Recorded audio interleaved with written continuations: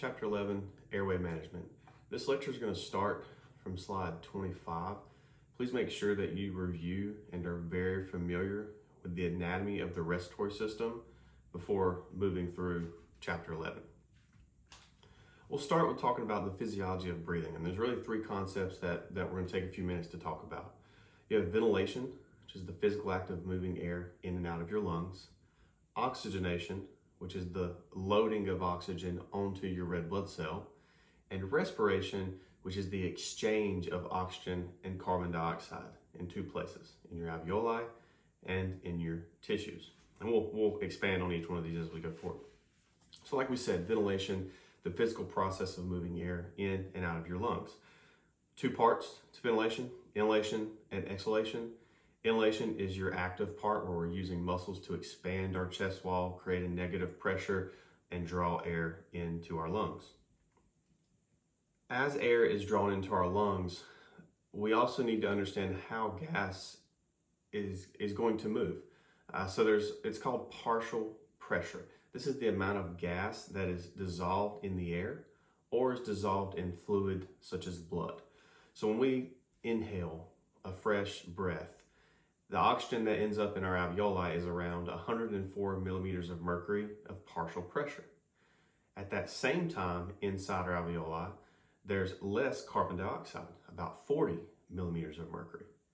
Right? Compare that to the blood that is passing by the alveoli during that inspiration cycle. Inside the blood, at that point, there's less oxygen, 40 millimeters of mercury, and more carbon dioxide, 104 millimeters of mercury. And this is how they change place until they equalize. Gas is always going to move across its concentration gradient from a high pressure or high concentration to a low pressure or low concentration. During inhalation, we can take into account this patient's tidal volume, and there's a term called dead space.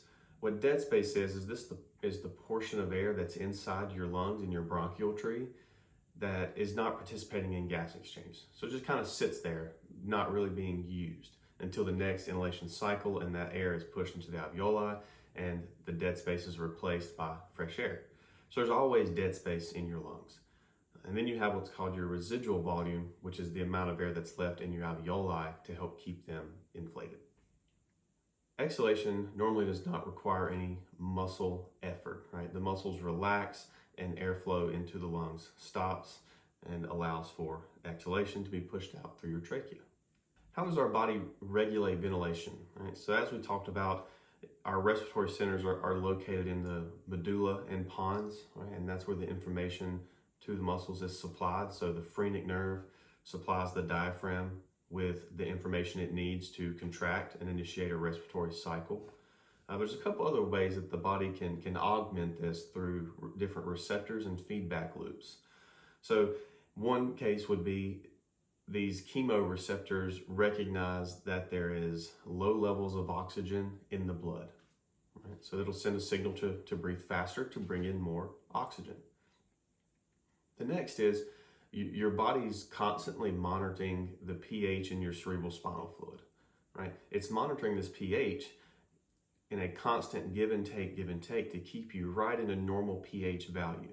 As it becomes more acidic and the pH lowers, the body recognizes this, sends signals to the respiratory center to increase respirations, bring in more oxygen so that you can exhale more carbon dioxide, which is an acid inside your body. The third one we have is called your hypoxic drive. And this is pretty rare, maybe 5 to 10% of our COPD patients, because it's where it's most commonly seen in your end-stage COPD patients. A good clue for this is patients that are on specific amounts of home oxygen and normally have pulse ox readings in the 90 to 92, 93-ish range, okay? What's happened is because their body is so accustomed to living in a slightly acidic environment, that no longer becomes the trigger to initiate respirations, right? The pH or the level of carbon dioxide. So the body then kind of switches over and uses the level of oxygen, right? A slightly low level of oxygen in the blood to initiate the respiratory drive. So if we come along and we just give our patient a whole bunch of oxygen to get them right at 100%, we can actually take away some of that patient's respiratory drive, and their respiratory rate and tidal volume may start to diminish. So that's one reason why we titrate our O2 to our patient. We never withhold oxygen for any patient that we think needs it, and we titrate it to at least 94%. Oxygenation, the process of loading oxygen molecules onto the hemoglobin. This occurs in your alveoli. It does not guarantee that internal respiration is taking place. And we'll talk about internal respiration in a few minutes. You can have ventilation without oxygenation. Take a room that's filled with carbon monoxide. If there's no oxygen in the air, you may be breathing just fine, but you're not having any oxygenation because there's no O2 in your alveoli. It's carbon monoxide.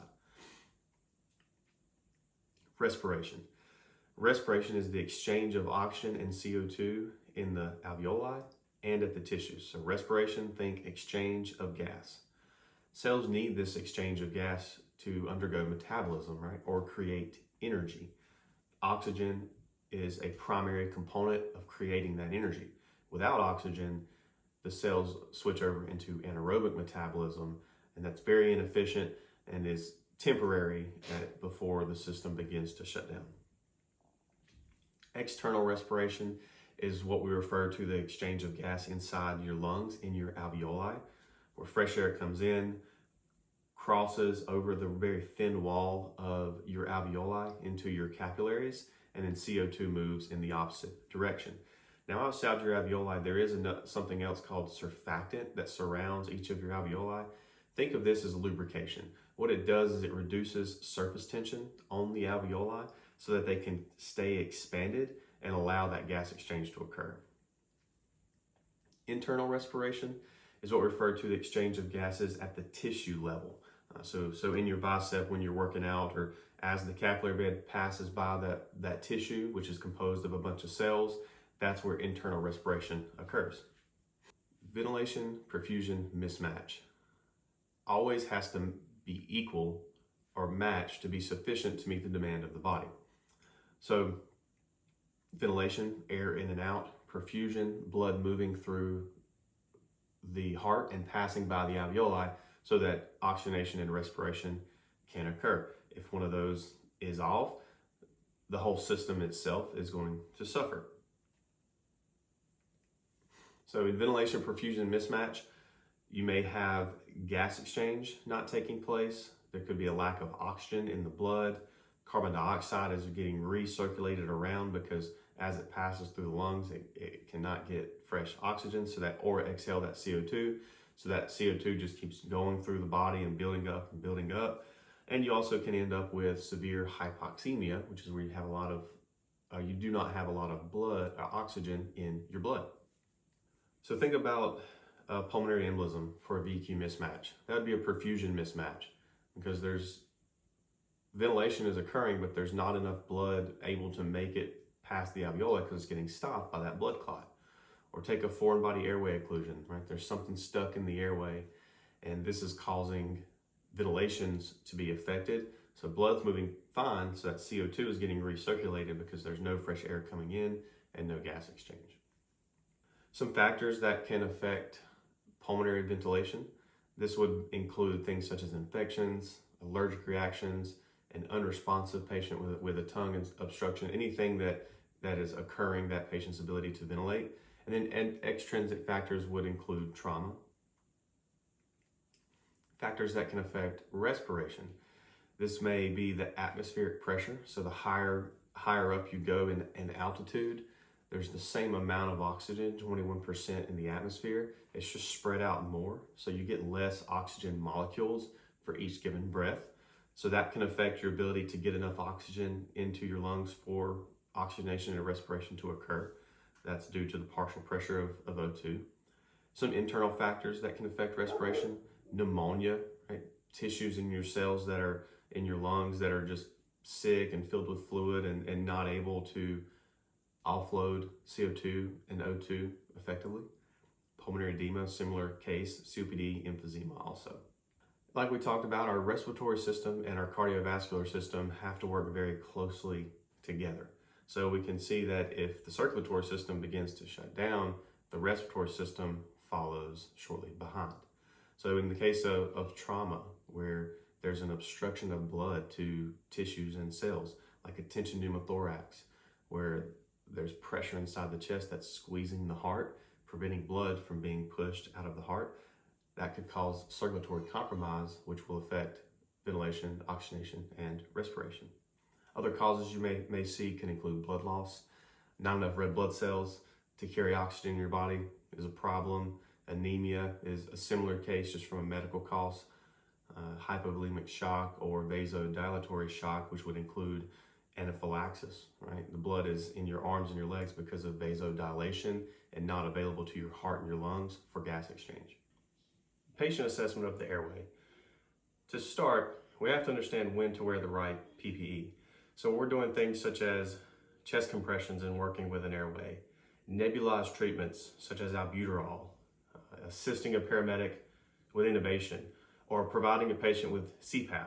We should wear a mask and eyewear to protect ourselves from any of those respiratory droplets, especially if that patient has some sort of communicable disease like COVID or the flu that is spread through respiratory droplets. Something like a nebulizer nebulizes those particles into fine little, like a fine mist, and that can be spread throughout your ambulance, potentially carrying infectious agents. You should also be able to recognize normal breathing and compare that to abnormal breathing so you can understand and pick out that patient that's having respiratory distress. So there are signs of normal breathing: a normal rate, 12 to 20, equal chest rise and fall.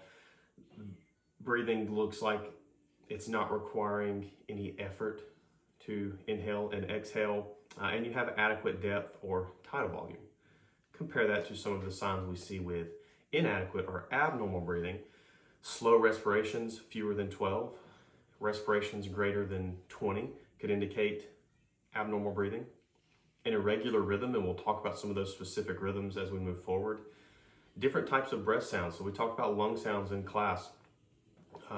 Having diminished or absent lung sounds and are unable to auscultate them could indicate that there's not a lot of ventilation making its way down to those areas of the lungs, and that would be a problem if there's not a lot of air ventilation getting into the lungs. That's going to affect respiration. Other signs: inadequate chest expansion or low tidal volume, right? Shallow tidal volume would be an indication. Increased effort of breathing. Now all of a sudden this patient is working to inhale and exhale. That's abnormal. Talk about shallow depth.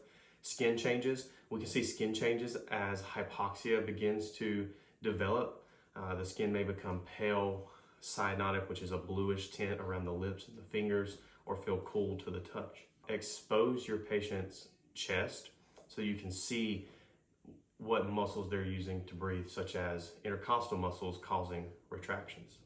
Agonal gas is the body's last defense to try to bring some amount of oxygen in, and it often precedes cardiac arrest. So agonal gasp are not normal breathing, and we should be prepared to ventilate and start CPR immediately for a patient that's exhibiting agonal gasp.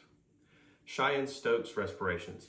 This is a breathing pattern that we commonly see in patients with increased intracranial pressure from a stroke or head injury, and it's really a circular pattern of increased respirations followed by periods of apnea, and then increased respirations followed by periods of apnea. Ataxic respirations, also referred to as Biot's ataxia, is completely irregular and unidentifiable breathing, right? We also see this in serious head injuries also. So that's ataxic respirations. Next breathing pattern we have is Kussmaul's respirations. Kussmaul's respirations are deep and rapid, most commonly seen in patients with a metabolic acidosis, such as DKA or diabetic ketoacidosis. In Kussmaul's respirations, the rapid and the deep breathing is to expel as much carbon dioxide as they can because their body's very acidic, so they breathe faster and deeper to get rid of more CO2, which is an acid. So most of what we just talked about was how we would assess ventilation, right? Tidal volume, respiratory rate, signs of abnormal breathing. We also can assess for respiration, which we also need to meet the demand of the body. This is best done by assessing the patient's level of consciousness and skin color. Right? If the level of consciousness and the patient's alert and oriented and able to answer those questions, then we're confident that cellular metabolism and respiration is occurring effectively. Skin color is also a good indication of respiration, as when you start to see those skin changes, that indicates hypoxia. Pulse oximetry. We do consider this a routine vital sign that we obtain on every patient encounter, and we can use this as a part of our assessment as a tool. It does have some limitations, such as in environments where the patient's fingers are very cold and circulation to their fingers is decreased. It may be hard to get an accurate reading. Your pulse ox can be inhibited by artifact or movement and giving you a wrong reading. And even in some patients with diabetes that have poor distal circulation or fingernail polish, those are all things that can make that reading inaccurate. So we do have to use our pulse ox as part of our assessment and not what we solely base our treatments off of. When breathing room air, your SpO2 should be 94%. In conditions such as heart attacks, strokes, we apply oxygen when the level of pulse ox goes below 94%. So this is something that would occur when we're in our secondary assessment obtaining vital signs and we realize that, hey, this patient needs a little bit of oxygen to get their pulse ox to 94%. One limitation or drawback to pulse ox is it does not give you an immediate reading of the pulse ox saturation in terms of where the patient's truly at inside the blood. It has a lag anywhere from 1 minute to 5 minutes before it's actually able to give you an accurate reading. So what this tells us is if we're just looking at the pulse ox to gauge our treatment decisions, our patient's going to decompensate and we'll see it 5 minutes later on the pulse ox reading. End-tidal CO2. We use end-tidal CO2 a lot in the pre-hospital environment. We use it to ensure that our airway devices are in the correct place and that we're achieving ventilation, because if fresh air is moving into the lungs, carbon dioxide should be coming out. So when we measure end-tidal CO2, we're measuring the max concentration of carbon dioxide at the end of an exhaled breath. So in cases where we see a low CO2 reading, this would be hyperventilation. The patient's breathing so fast that each breath they're blowing out a little bit of carbon dioxide. They're just doing that a lot. You have cases where you have decreased carbon dioxide return back to the lungs, or the tissues in the cells are undergoing reduced CO2 production. That can lead to low end-tidal readings. In cases of high CO2 reading, this would be where the patient's not ventilating appropriately. So think hypoventilation. Patient's taking 6 breaths a minute. Each of those breaths is going to have a lot of carbon dioxide in it because it's being retained inside the body. So it's building up, and then when they finally take a breath, a lot of CO2 comes out. This is also where you would see apnea, where that CO2 is building up inside the body. Normal end-tidal CO2 for patients is 35 to 45 millimeters of mercury. There's a couple different ways that we can obtain end-tidal. We have devices that attach to our BVMs, our King Airways, our ET tubes, and attach to the monitor and gives us capnometry, which it gives us a number, and it gives us capnography, which is a waveform, right? Paramedics are trained to interpret that waveform.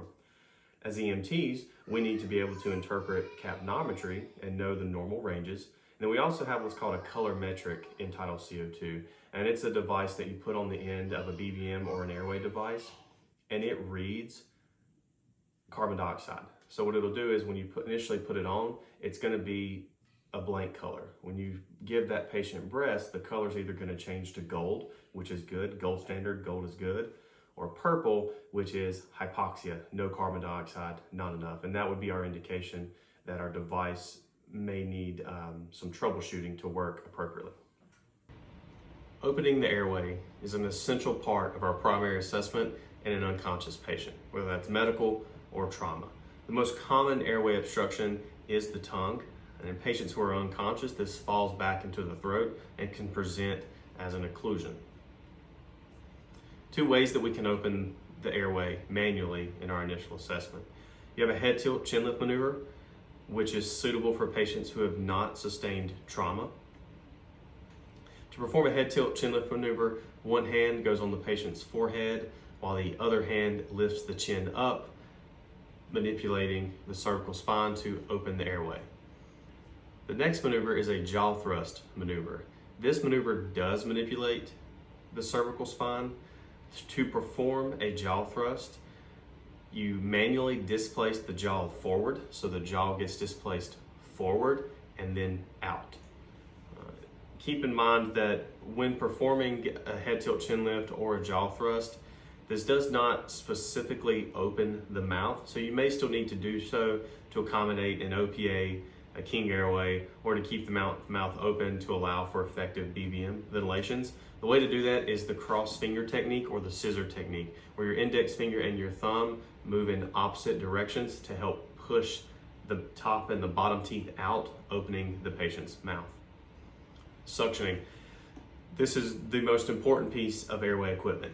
If you're trying to perform an airway maneuver, whether it's BVM ventilations all the way up to the most advanced maneuvers such as an endotracheal intubation, and you do not have suction readily available, you are doing it wrong.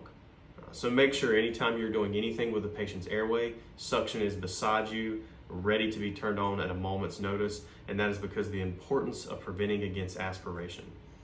Several different types of suction devices and pieces of equipment that you'll be exposed to. You have hand-powered suction units, which use your hand as a pump to suction material out of the airway. Typically, you find those most often in EMR bags. You may see this in wilderness or austere environment medical kits.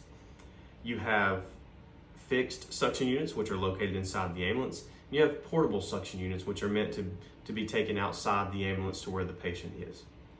Anytime you hear gurgling in a patient's airway, that's a pretty glaring indication that that patient needs suction, because gurgling indicates something in the back of the oropharynx. Now, in your portable and your fixed suction units, there's a couple other pieces of equipment that you need to get started. You need some sort of suction tubing that is wide bore. So your suction tubing needs to be large enough to accommodate the material that you're suctioning. You have certain types of suction tips. So you have what's known as rigid tips, which are meant to be placed into the pharynx where you can see and suction thick material out of the back of the throat. So in that patient you hear gurgling, a rigid tip would be used for that. There's a couple different types you see now. Youngkower is one of the most common, and a newer one is known as the Decanto suction catheter, which has a wider bore than the Youngkower and can actually suction up thicker secretions like vomit out of a patient's airway. There's also non-rigid soft tip catheters. You may also see them referred to as French suction catheters. These are longer, and these are meant to be placed down airway devices or somewhere where you cannot place a rigid device. The most common indication for these is to suction out a king airway, an endotracheal tube, or even a patient's tracheostomy. Anytime you're using suction, you would also like to have sterile water on hand. Especially with thick secretions, this can clog up the catheters, especially the French catheters, which have smaller lumens compared to a rigid catheter. If that happens, the way to clear that obstruction is to dip the catheter down in water, suck water through the device, and clear out the secretions so you can keep working. Techniques for suction. If you're using a rigid suction catheter, you only suction where you can see. You also want to avoid the tip of that suction catheter hitting the back of the throat, as that can activate a gag reflex and may inadvertently cause vomiting. So only where you can see. When checking off your equipment, especially a portable suction, you need to make sure that the battery works and is operational. Suction devices at minimum, your portable should be able to provide at least 300 millimeters of mercury of pressure when you check that off. So you'll see that pressure indicator go up to 300 and stay there, and you know that your suction is working appropriately. When suctioning a patient, we never suction an adult patient for longer than 15 seconds at one time, 10 seconds for children, and 5 seconds for infants. This can cause hypoxia if aggressive suctioning is done for too long at one time without ventilations or oxygenation in between attempts. Now, what about the situation where there's really frothy and continuous material coming out of a patient's airway, and suctioning for 15 seconds does not clear the airway? You have to keep doing that. Well, the technique to perform is to suction for 15, 10, or 5 seconds, depending on the patient's age, and then ventilate that patient for 2 minutes, and suction again. And do this in an alternating pattern to clear those secretions and ventilate in between so your patient doesn't become hypoxic as a result of suctioning. Basic airway adjuncts. We most commonly use an airway adjunct when we're ventilating a patient with a BVM and a mask. Your airway adjuncts include OPAs and NPAs. We'll talk about each one of those. OPAs, their role is to keep the tongue from falling back into the back of the throat. So we know that it's the most common obstruction in unconscious patients. It's going to passively just kind of fall back and include the airway. The OPA is just meant to keep that tongue out of the way, up against the inside of the mandible, so it doesn't fall back into the patient's airway. Makes it easier for us to get effective volume with our ventilations because we're not trying to overcome and move the tongue out of the way because it's already out of the way. Indications for an OPA are our unresponsive patients without a gag reflex, because the OPA does go down to the base of the tongue, which is where the nerves that innervate your gag reflex are located. It can cause that patient to gag, and that could cause vomiting at some point. Anytime we have an apneic patient, we're using a BVM, we're going to start to consider placing an OPA at that point. Contraindications for OPAs would be your conscious patients or a patient that has an intact gag reflex. Now, if you insert an OPA and the patient begins gagging, simply remove the device and continue ventilating. Suction should be available, so if they do vomit, you can very quickly suction that material out of the airway before it becomes a greater problem. Nasopharyngeal airways, or nasal trumpets, NPAs, these are useful for patients who still have a level of consciousness, but they're altered or maybe unresponsive with an intact gag reflex, and we need to provide them with ventilations. So this helps give us a conduit for oxygen to flow from the nose down into the back of the throat and most likely go into the trachea from there. So our indications are semi-conscious, unconscious patients who need ventilations and still have an intact gag reflex. I would subjectively say that the most common scenario that we place an NPA in is an overdose patient. Overdose patients are breathing 2-3 times a minute, sometimes not at all, still have a heartbeat, and likely still have their gag reflex. Especially when we give them Narcan and their mental status reverses, gag reflex comes back. So with NPAs, a contraindication or a relative contraindication would really be a condition that can be readily corrected, such as a drug overdose or ALS, a hypoglycemic patient who's unconscious, right? We give them sugar, their blood sugar comes up, gag reflex returns. Contraindications for NPAs also. Severe head injury with blood in the nose indicating some sort of trauma to the nose or the basilar skull, which is directly kind of behind the structures of your nose. And a history of a fractured nose, like a deviated septum or anything like that, that would not give you really just a clear conduit from the nose into the back of the throat. The recovery position is a way for us to maintain a clear airway in a patient who's not injured, meaning we're not concerned for cervical trauma and is still breathing on their own. Right? It allows them to control their airway better, because if they do vomit, their secretions will go out their airway and down onto the ground. Supplemental oxygen. We should never withhold oxygen from any patient that we feel can benefit from it. And that's because your cells need a constant supply of oxygen to survive. Different types of equipment we use, really for supplemental oxygen, it all starts with your oxygen cylinder. There's different types of oxygen cylinders. You have main tanks, which are located in your ambulance, which are much larger. And then you have your D-tank or your jumbo D-tank, which is the taller one. These are your portable tanks that are meant to be taken with the stretcher to the patient and kind of give you some oxygen to get out into the field till you can get back to your ambulance. Those D-tanks are fairly limited. At full blast, 15 liters a minute, you may get 20 to 25 minutes out of that tank. So once you start using your D-tank, you definitely want to start working your way back to the ambulance so you can connect to that main tank, which will last for much longer. Safety considerations with an O2 tank. Because it is pressurized gas in a cylinder, we do have to handle it carefully. If something punctures the tank, that could become a projectile. If the stem breaks off, it could become a projectile. So we want to make sure that we treat our oxygen cylinders correctly and use them as safe as possible. And what that means is securing them to the ambulance. Don't leave them sitting up on the bench seat while the ambulance is moving. Whenever possible, lay them flat on the ground instead of standing up, so if they don't have an opportunity to fall, those types of things. The pin indexing system, really what the pin indexing system is just a way to keep your O2 cylinders safer, right? It prevents you from being able to put an O2 oxygen regulator onto a carbon dioxide cylinder or another type of gas cylinder, right? Your regulator is only going to fit your D tank or your oxygen tank, so it's specific to that. To be able to control the flow of pressure coming out of those oxygen cylinders to the patient, we need a regulator, right? A pressure regulator. And this can change the pressure to be adjusted from 1 liter per minute to 15, 25 liters per minute. When we cut our O2 tank on without a regulator, then it's roughly about 40 to 70 PSI, right? Pressure per square inch. When we put the regulator on, we can very quickly lower that pressure and control how much our patient's receiving. Anytime we have oxygen, we need to make sure we're keeping it away from any open sources of flame or fire, as it does speed up that combustion process. So oxygen itself doesn't necessarily burn, it just speeds that process up. It's fuel for the fire.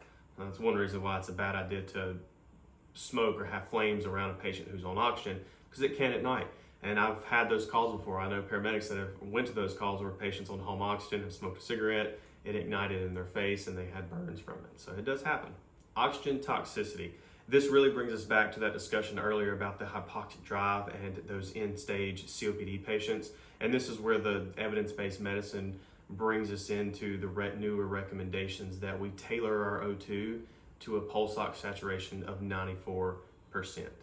Aside from maintaining pulse ox saturations at 94%, if we have a patient who is in shock, that patient should receive oxygen. And keep in mind that hypoxemia is much worse than oxygen toxicity. So don't withhold oxygen because you're worried about oxygen toxicity. Just don't give so much oxygen and aim for 100% SpO2. If we're above 94, we're okay with that. Oxygen delivery equipment. Several different types of equipment we use to do this, from non-rebreathing mask to simple breathing mask, bag valve mask devices, and nasal cannulas. And we'll talk about each one of those here in a minute. So start with non-rebreather mask. This is a preferred way for us to give oxygen to patients in the field who are breathing adequately but are suspected of having hypoxia, right? In other words, they still have a respiratory status, they still have some sort of mental status, they have volume and rate, and they need supplemental oxygen to prevent hypoxia. The way that a non-rebreather mask works is inside the mask, there's a one-way valve. The reservoir that fills up with oxygen, that's where the patient breathes air from. So whenever we start this, we put our finger on the one-way valve, allow it to fill up. When it goes on the patient's face, when they take a breath, that valve opens, oxygen flows in. When they exhale, that valve closes so their carbon dioxide can go outside the mask so that their next breath is fresh oxygen. That's why it's called a non-rebreather mask. Prevents the rebreathing of carbon dioxide. So like we said, make sure the reservoir bag is full before you place it on the patient's face, because that reservoir bag is where they breathe from. Adjust the flow rate so when the patient inhales, the bag does not collapse. If you have your oxygen turned all the way up and that patient inhales and that bag's collapsing, that's a sign that they need more oxygen flow than that device can provide.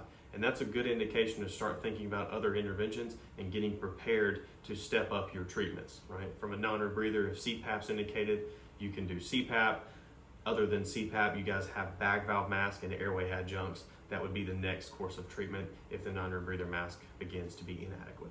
Your non-rebreather masks do come in different sizes for pediatrics and infants. Nasal cannulas. This delivers oxygen through two prongs placed into the patient's nose. It can provide 24 to 44% inspired oxygen. We typically set our nasal cannulas at 1 to 6 liters per minute. Again, this is more so supplemental oxygen as a comfort measure to help us achieve and tailor that 94% pulse ox saturation that we're looking for. With nasal cannulas, if the patient is breathing through their mouth or has a nasal obstruction, they're likely ineffective. So pay attention to that on your assessment, and you may have to instruct your patient to take breaths in through their nose versus their mouth. Oxygen is a dry gas, so prolonged oxygen actually dries out your respiratory secretions in your airway and makes it uncomfortable. That's where humidified oxygen comes into play. Unlikely that you have access to humidified oxygen on a 911 ambulance, but if you're working in a critical care setting or with long transport times, you absolutely would have a oxygen humidifier. A partial rebreathing mask is similar to a non-rebreather mask. There's just no one-way valve. So the patient's just breathing either oxygen and some of their CO2 that they exhale. A Venturi mask is really just a special type of mask that has different connectors that can titrate the percentage of oxygen being delivered to the patient. Don't see this too much in the field, but this is something that some patients have access to. A tracheostomy mask. This is a special mask that's meant to go over a stoma that's in a patient's neck. If you don't have a trach mask, a pediatric non-rebreather or a pediatric mask will work just fine over top of that tracheostomy hole if the patient needs oxygen.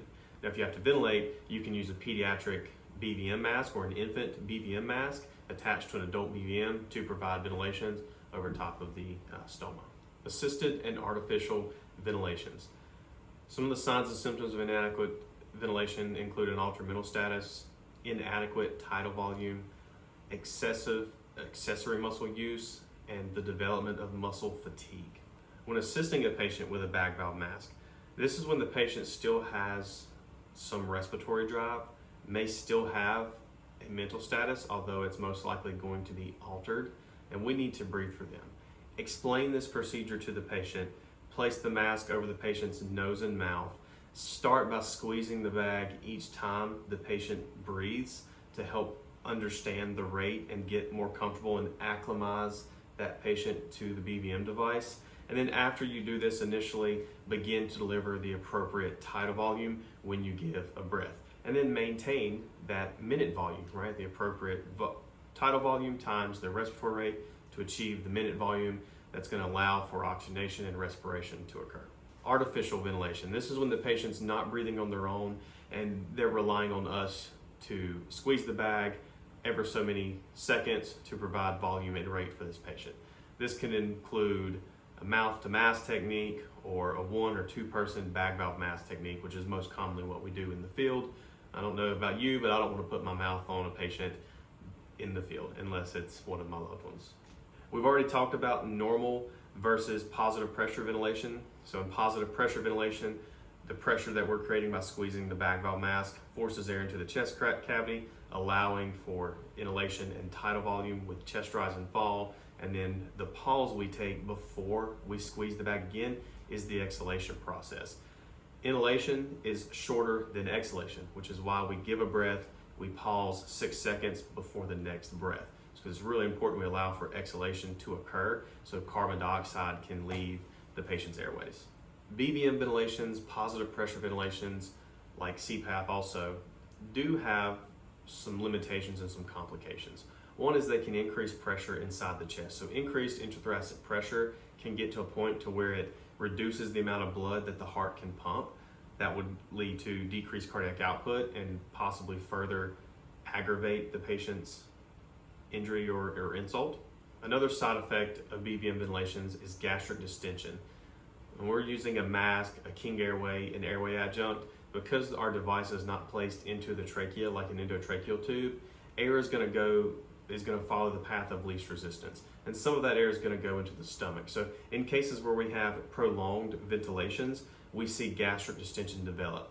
Gastric distension can cause vomiting and aspiration, so suction should be available. It's one reason why we really like to ask people what you had to eat or when was the last oral intake, so that we have an understanding of what's in that patient's stomach. So if we do ventilate for them, we're prepared for whatever comes out.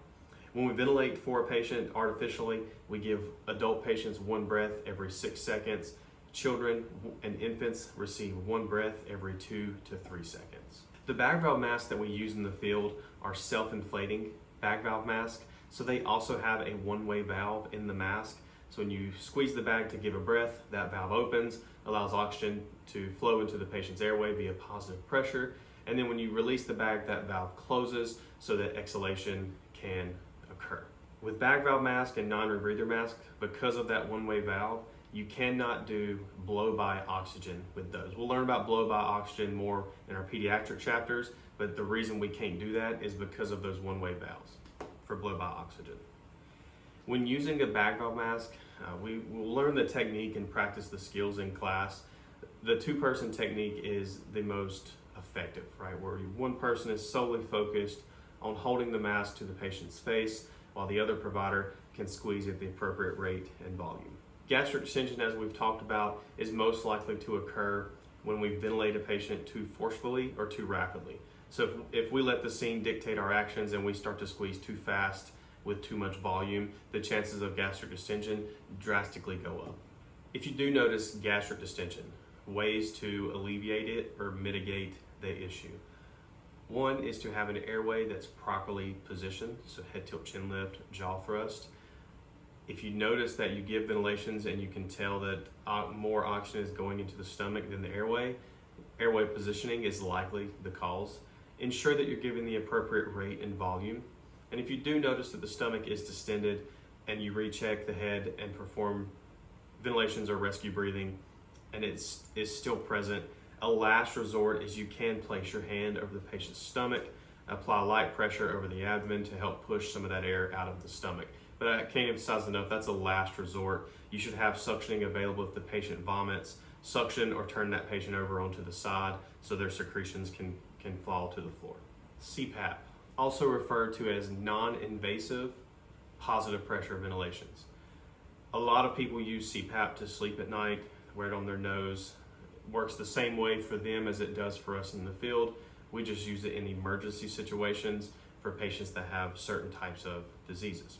What CPAP does is it's equivalent to sticking your head out a window going 60 miles an hour. It provides a continuous amount of pressure into the lungs to help open up collapsed alveoli. It pushes more oxygen into the alveoli, thus pushing it across the alveolar membrane into the capillaries for external respiration to then move through the body for internal respiration.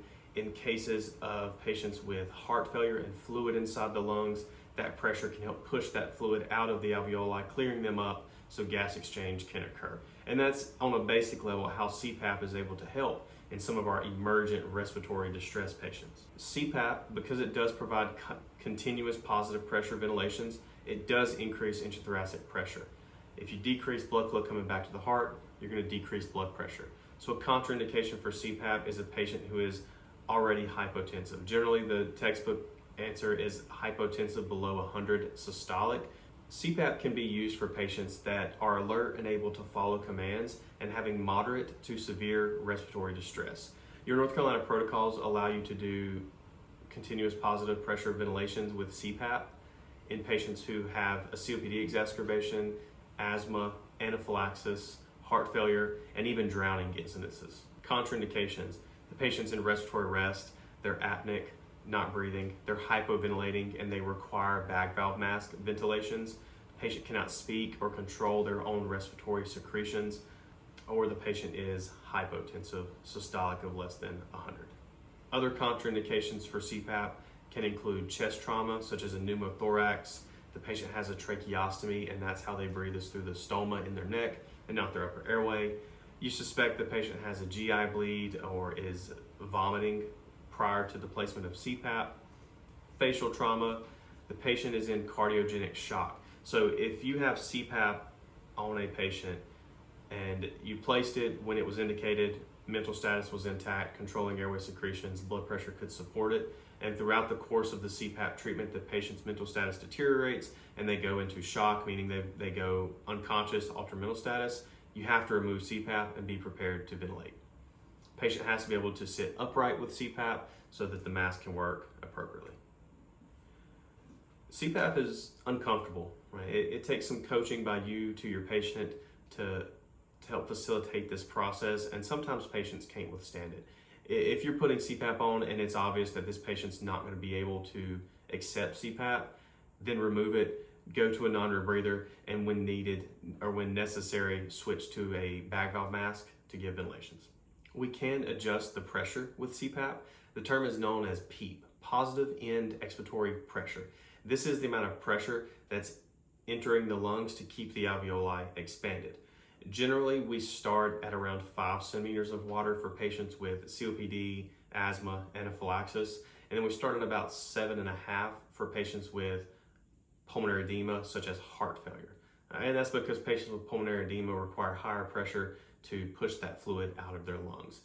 Make sure you reference protocols when you do this, as some places require you to call for orders before you can go to 10 centimeters of water of pressure of PEEP, and others do not.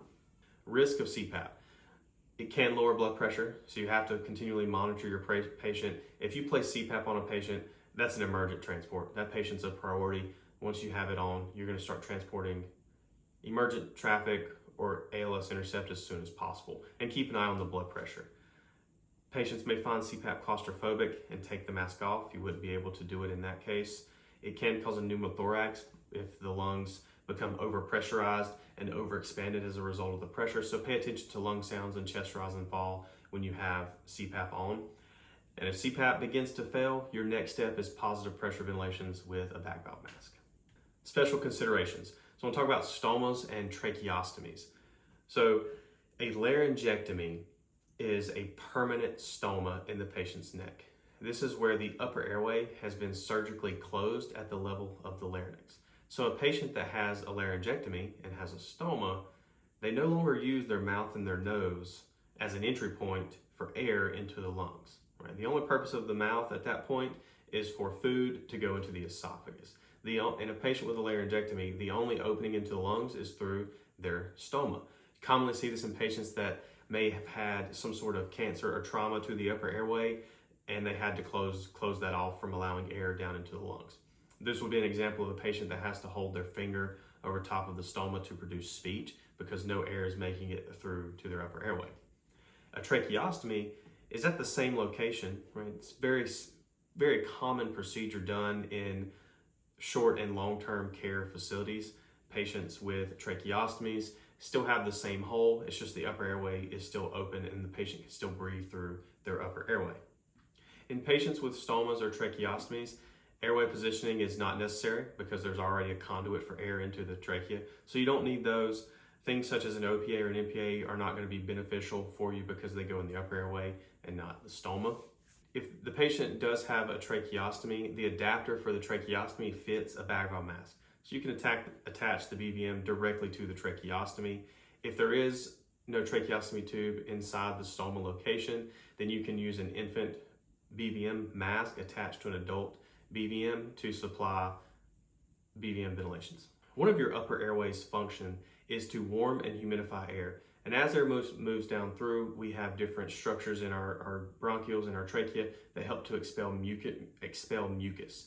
In patients with tracheostomies and stoma, they're missing out on that ability to warm and humidify air. This can make their respiratory secretions, mucus, much thicker and require suctioning. So if you have a patient with a tracheostomy or a stoma who begins to have respiratory distress, one of your first thoughts should be to suction that device with a French suction catheter and hopefully clear an occlusion and allow that patient to breathe better. That would be one of my first things that I would do in a patient with a trach that's having difficulty breathing. Airway obstructions. A complete airway obstruction can rapidly lead to unconsciousness and death if not treated immediately and appropriately. This can happen to adults or children while eating a meal. This can happen to children and infants while playing with toys with small parts. Kids like to put things in their mouth. That can become an occlusion. Even in small kids who swallow a large object into their esophagus, that can present as an airway occlusion if that object gets stuck down in the esophagus and starts to put pressure on the trachea. Your tongue is going to be the most common obstruction in your unconscious patients, we previously have said. So pay attention to that. Certain types of diseases and infections that cause swelling of airway structures, such as croup or epiglottitis in children, can cause an airway obstruction. An allergic reaction, anaphylaxis, or even trauma, direct injury to the tissues itself can create an airway occlusion. So it's not just food when we talk about airway occlusion or obstruction. Now, a mild airway obstruction, this is when it's not completely occluding the glottic opening, right? The patient's still able to cough, may still be able to make words, right? They're actively trying to expel the object on their own. In this case, our best practice is to encourage that patient to cough. In a severe or complete airway occlusion, this patient cannot breathe, talk, or cough. They may be showing the universal sign of distress of, hey, I'm choking, a big worried look on their eyes, and you just kind of know something's wrong. This is a true emergency because we have to intervene immediately.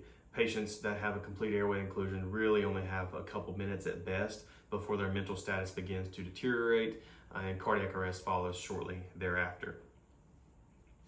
In patients with a severe airway occlusion who is an adult, we initially begin with the Heimlich or abdominal thrust. For children, we also do abdominal thrust, and then for infants, we do back slaps and chest thrust. We'll learn that when we do our CPR class. If we don't treat, the patient will become unconscious and die. Anytime you have a patient, regardless of age, that you're trying to clear a complete airway occlusion, if they become unconscious, you immediately begin CPR with chest compressions. And this is because chest compressions help to create an artificial cough. They increase pressure inside the chest to hopefully pressurize the chest inside the lungs to force that item out. So the patient goes unconscious, you should immediately begin chest compressions. If the patient is unconscious and you're doing CPR and providing for them, each time you go to do a rescue breath or open the airway, look in the airway for that obstruction. Large obstructions you may be able to see and reach in and grab with your gloved finger and pull them out. You never just blindly reach your hands in somebody's mouth, as you could hit that item and knock it further into the airway. There are certain types of equipment that we have called McGill forceps, which are basically medical pliers that we can reach down into someone's throat to grab a piece of material or food, whatever the object is, and remove it. Certain dental appliances can become an airway obstruction in trauma, crowns, dentures, pieces of braces, things like that can become an occlusion. So look in the patient's airway, and if it's something that needs to be removed prior to ventilations, you can go ahead and remove those. Facial bleeding can present complications for us. You have a really good blood supply in your face and your mouth, so injuries to the face typically bleed a lot. This can result in tissue swelling, closing the airway, bleeding into the airway, coughing, gagging, aspiration. So suction as necessary, open, position the airway, recovery position if applicable, and control any bleeding with direct pressure. Assisting ALS with the placement of an advanced airway, right? This is an endotracheal tube and intubation. We start with pre-oxygenation. So as EMTs, this is something you guys are going to be doing. You're going to be pre-oxygenating this patient with a bag valve mask and ventilating. You may be helping set equipment up.